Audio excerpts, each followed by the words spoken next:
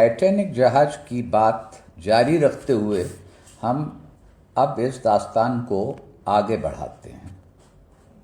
अगली प्रमुख कड़ी इंग्लैंड की 56 वर्षीय महिला मैरी डेनबर ह्यूलेट के बारे में है। मैरी का जन्म 8 जुलाई 1855 को ग्लौसेस्टरशायर के ब्रिस्टल शहर में क्लिंटन इलाके में हुआ था। उनके पिता का नाम जॉन किंगकॉम था। माँ का नाम रोजा लॉयड विलियर्स था। पिता डेवान के निवासी और रेशम के व्यापारी थे। माँ लंदन में जन्मी थीं, पेशे से ड्रेस मेकर थीं। मैरी डेनबर के छोटे भाई का नाम हेनरी फ्रेडरिक था। वह 8 साल की अल्पायु में चल बसा। अपने परिचितों में मैरी किंग कोन नाम से भी जानी जाती थी। 1875 में मैरी डेनबर का विवाह फ्रेडरिक रूफोर्ड ह्यूलेट से हुआ। वो प्लेन्स्टाउ एसेक्स के रहने वाले थे। मैरी से 8 वर्ष बड़े थे। दर्जी का काम करते थे। मैरी के 2 लड़के और 2 पुत्रियां थीं। बड़े लड़के का नाम फ्रांसिस था और छोटे का फिलिप।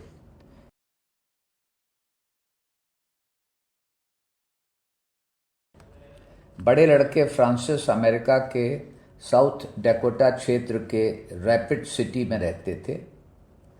छोटे पुत्र फिलिप की पैदाइश 1881 में हुई। वो लखनऊ की लेन ब्राउन और ह्यूलेट नाम की फर्म में बतौर पार्टनर काम कर रहे थे। मेरी रोजा विलियर्स, फ्लोरेंस ग्रोव्स नाम की 2 लड़कियां थीं। मैरी डेनबर की जिंदगी ज़्यादातर ग्लौसेस्टरशायर के वेस्टबरी ऑन ट्राइम इलाके में बेलमेंट हाउस क्लिफ्टन में बीती। उसके बाद मिडिलसेक्स में। 52 वर्ष की आयु में फ्रेडरिक की 1899 में मृत्यु हो गई। मैरी डेनबर ने दोबारा विवाह नहीं किया। वो अपनी माँ के पास मिडिलसेक्स में रहने लगी। उनकी माँ भी 1903 में गुजर गईं। अपनी माँ की मृत्यु के बाद मैरी कुछ दिनों अपने छोटे लड़के फिलिप के पास भारत में रहीं। फिलिप सिविल इंजीनियर थे। 1912 की शुरुआत में मैरी वापस इंग्लैंड चली गईं। वहाँ वह अपनी पुत्री मैरी रोजा विलियर्स के पास लेमिंगटन, हैम्पशायर में कुछ समय रहीं। मैरी का विवाह 20 वर्ष की आयु में हुआ था। ये मालूम नहीं है कि क्या वो एक कामकाजी महिला थीं या केवल हाउसवाइफ। फिर भी पति के न रहने पर दोबारा विवाह न करना, अपनी माँ के साथ रहना और उसके बाद अपनी लड़की के पास जाना, ये दिखाता है कि उनमें परिवार के प्रति आस्था थी। परिवार के सदस्यों में परस्पर मजबूत विश्वास था। इसके बावजूद मैरी स्वतंत्र विचारों की महिला थीं। उन दिनों नए जहाज टाइटैनिक के बारे में जनसाधारण में बहुत चर्चा थी। लोगों में उत्सुकता थी उस सफ़र का मुलाहिजा लेने की। इस नए जहाज में सफ़र करने का लुत्फ़ उठाने का ख्याल मैरी के मन में भी आया। अपने बड़े लड़के फ्रांसिस के पास जाने के विचार से उन्होंने टाइटैनिक में न्यूयॉर्क का टिकट बुक किया। 2nd क्लास के टिकट का नंबर 248706 था। कीमत 16 पाउंड थी। इंग्लैंड से रवाना होने से पहले अपने प्रोग्राम के बारे में उन्होंने फ्रांसिस को एक ख़त लिख दिया था। 10 अप्रैल 1912 को मैरी की टाइटैनिक में यात्रा शुरू हुई। 2nd क्लास के यात्रियों के केबिन 2 या 4 बेड वाले थे। केबिन में एक सोफ़ा सेट और सामान रखने के लिए जगह निर्धारित थी। एक सिंक था और एक शीशा भी था। मुसाफिरों के लिए outdoor promenade, relaxation room, library तथा डाइनिंग रूम की सुविधा का भी प्राविधान था। अगले दिन 11 अप्रैल को टाइटैनिक ने यूरोप में क्वींस टाउन, आयरलैंड से अपना सफ़र दिन में लगभग 1:30 बजे शुरू किया।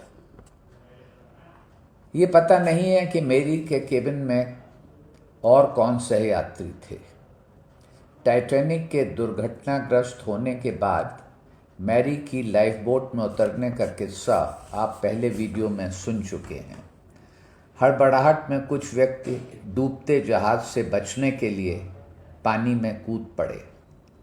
बाद में लगभग 300 व्यक्तियों के मृत शरीर पानी में मिले।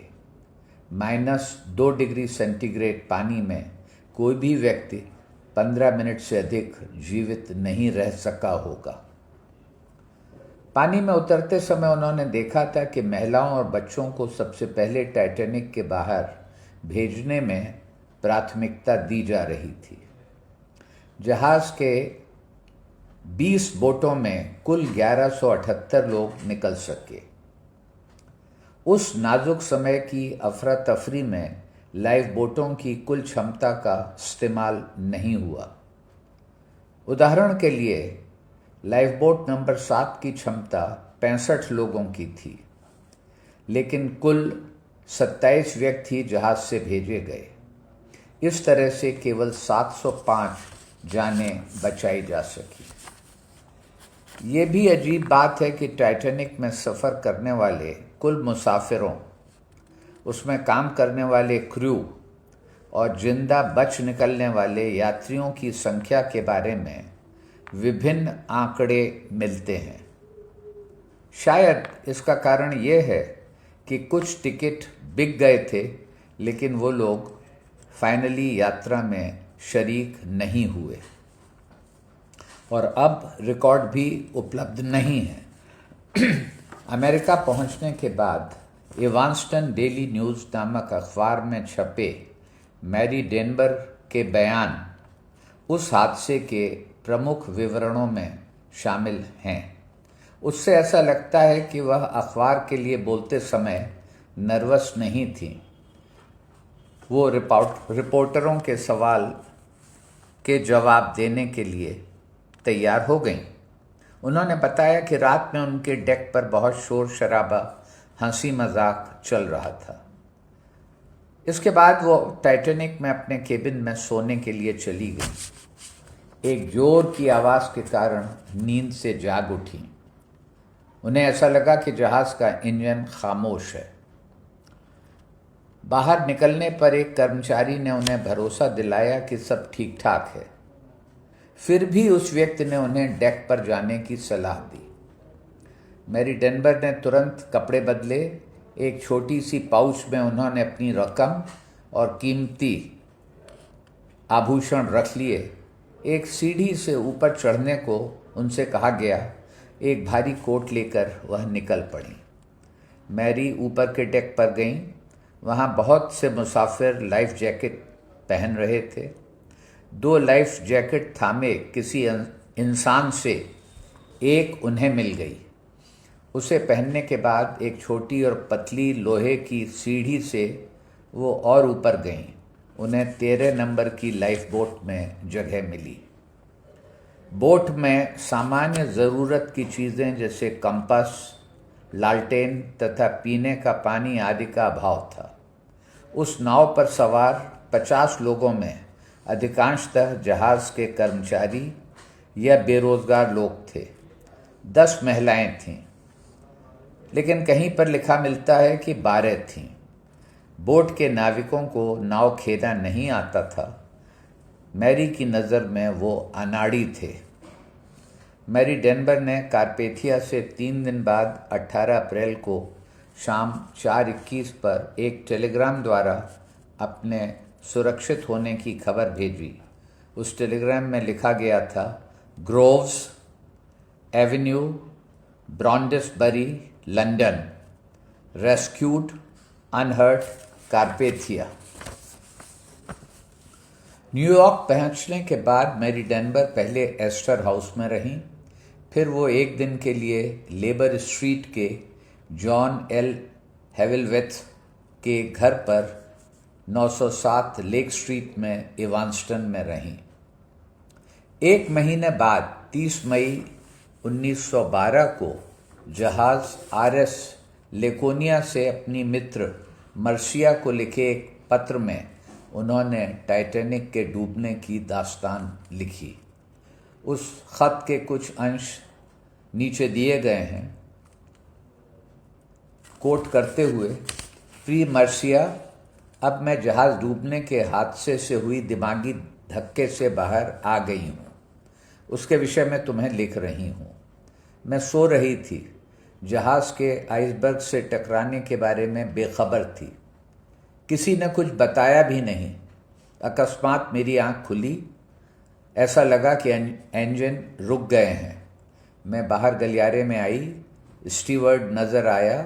उसने दिलासा देने के लिए मुझसे कहा कि कोई संकट नहीं है, कपड़े बदलने की भी ज़रूरत नहीं है। मैं केबिन में लौटी। मैंने फिर उस आदमी की आवाज़ सुनी।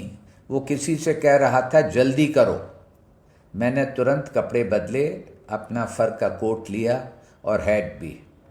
डेक पर मैंने देखा कि एक ऑफिसर मुसाफिरों को ऊपर के डेक पर भेज रहा था। मैं भी उस भीड़ में शामिल होकर ऊपर गई। 8-10 स्टीवर्ड नज़र आए। उन्होंने मुझे एक बोट में जाने का आदेश दिया। मुझे बोट नंबर 13 में जगह मिली। उसमें करीब 50 व्यक्ति थे, अधिकतर बेरोजगार नाविक, स्टीवर्ड, रसोइये आदि वर्ग के। 12 महिलाएं भी थीं। लाइफ बोट जहाज से पानी की सतह तक आ गई। उसमें बैठे किसी को भी ये नहीं मालूम था कि किस प्रकार जहाज से बंधी नाव को मुक्त करें। कहीं से एक छुरी हाथ लगी, तब रस्सी काटी जा सकी। हमारी नाव 1-1.5 मील आगे गई। मैं टाइटैनिक को डूबते हुए देख रही थी। अंधेरे में अन्य बोट तथा आइसबर्ग के पास चंद्रमा की गुलाबी रोशनी की झलक थी। सुबह 5 बजे कारपेथिया जहाज की रोशनी दिखी। तब ये एहसास हुआ कि हम बच गए हैं। हम सबको उस जहाज में स्थान मिला। अनकोट। मैरी की बोट 16 या 17 नंबर पर थी। जब वो शिप कारपेथिया पर पहुंची, उन्हें कॉफ़ी तथा ब्रांडी पीने को दी गई। कारपेथिया एक छोटा जहाज था। वहां पर केबिन या अन्य स्थान पर जगह खाली न थी। जब वो शिप कारपेथिया पर पहुंची, उन्हें कॉफ़ी तथा ब्रांडी पीने को दी गई। कारपेथिया एक छोटा जहाज था। वहां पर केबिन या अन्य स्थान पर जगह खाली न थी।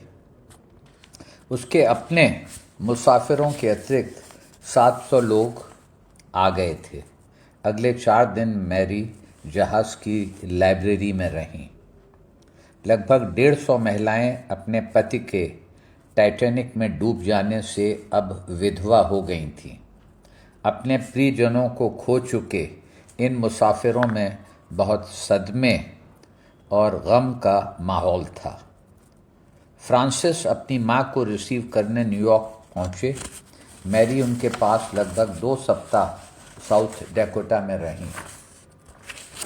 अमेरिका से इंग्लैंड वापसी पर मेरी डनबर 5 जून 1912 को इंग्लैंड में लिवरपूल पहुंची। टाइटैनिक से बच निकलने के बाद मैरी लखनऊ आकर फिलिप के पास भारत में ही रहीं। नगर के क्लाइड रोड इलाके में उनका निवास स्थान था। ये इलाका अब राणा प्रताप मार्ग के नाम से जाना जाता है। लखनऊ में आने के बाद इन 6 वर्ष में धीरे धीरे अंग्रेज समुदाय और फिर भारतीयों को भी उनके टाइटैनिक हादसे के बारे में पता चल गया। लोग उनके साहस, जीवट और संघर्ष के कायल थे। 6 साल बाद 9 मई 1917 को नैनीताल के रैमजे होटल में सेप्टिसीमिया के कारण उनकी मृत्यु हुई। उस समय वो 62 वर्ष की थीं। रैमजे होटल नैनीताल का सबसे पुराना और प्रतिष्ठित होटल था। 1980 में निर्मित इस होटल में 16 कॉटेज और 70 एक्सक्लूसिव कमरे थे। पाकिस्तान के निर्माता मोहम्मद अली जिन्ना ने 1919 में अपना हनीमून यहीं बिताया था। बाद में इस प्रॉपर्टी को राजा महमूदाबाद मोहम्मद आमिर अहमद खान ने खरीद लिया था। देश के विभाजन के बाद पाकिस्तान जाने तक वही इसके मालिक थे। अब ये होटल बंद है। अगले दिन कालाडूंगी रोड के कब्रिस्तान में मैरी दफनाई गईं। उनका विवरण रिकॉर्ड में ब्रिटिश इंडिया के रूप में उल्लेख किया गया। उनकी बची हुई जायदाद 155 पाउंड स्टर्लिंग उनकी छोटी लड़की फ्लोरेंस को इंग्लैंड भेज दी गई। तथ्यों के आधार पर आप मैरी की शख्सियत को किस तरह देखते हैं? ये उल्लेखनीय है कि ब्रिटेन से वो 2 बार भारत आई थीं। नए मशहूर जहाज़ टाइटैनिक में वो अपने बड़े लड़के फ्रांसिस के पास अकेले सफ़र करने को निकल पड़ी थीं। जहाज़ के डूबने की हालत में वो लाइफ बोट में उतरी, सफ़र पूरा किया। न्यूयॉर्क पहुंचने पर एक विश्वसनीय बयान दिया, अखबार के रिपोर्टरों का सामना किया। बाद में वापस लिवरपूल लौटी और अंत में लखनऊ पहुंच गईं।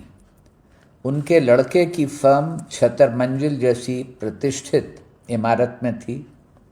प्रदेश के governor, lieutenant governor sir Harcourt Buttler उनके लड़के के समकालीन और परिचितों में थे। गर्मियों में मैरी नैनीताल जाती थीं। इन सब से ये देखा जा सकता है कि वह तत्कालीन समाज में सम्मान की पात्र थीं। सोसाइटी के लोगों को उनके टाइटैनिक हादसे के बारे में ज़रूर पता चल गया होगा। अब मैरी डनबर का कोई चित्र उपलब्ध नहीं है। इस वीडियो में आप अन्य 5 प्रसिद्ध महिलाओं की तस्वीर देखेंगी जो टाइटैनिक में सफ़र कर रही थीं। इनमें से 4 बच गईं।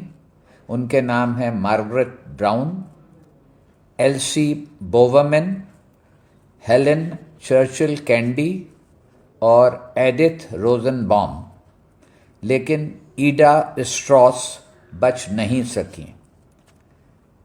इसके बाद अगले वीडियो में बात होगी मैरी ह्यूलेट के लखनऊ दिनों की, उनके लड़के फिलिप के बारे में और ख़ास तौर से लखनऊ शहर के लिए फिलिप और उनकी फर्म का योगदान। 11 मई को दिन में 11:45 पर यह वीडियो देखिए। शुक्रिया।